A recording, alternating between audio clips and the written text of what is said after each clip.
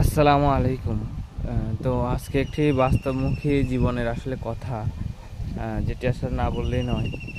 তো আমরা প্রায় সময় মানুষকে আসলে উপকার করতে চাই বা ভালো করতে চাই।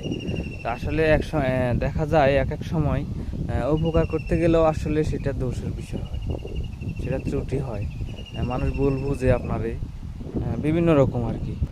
তো এক্ষেত্রে বিশেষ করে আসলে অনেক কিছুই যে আপনি হয়তো দেনা পাওনা যাই হোন, সব কিছুর ভিতরে এই জিনিসগুলো দেখা যায়।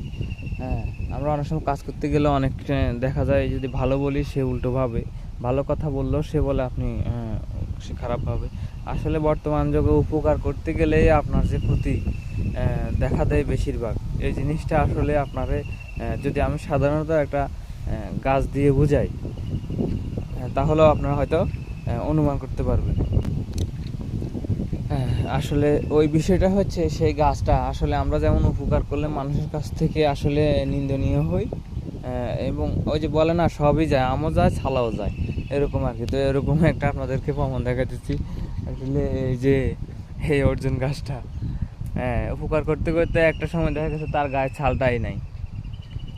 বুঝতে পারছেন আপনারা? অবশ্য সে মানুষের উপকার করে কিন্তু তার গায়ের ছালটাই মানুষ নিয়ে গেছে, এমন অবস্থা এই আর কি। তো আসলে যারা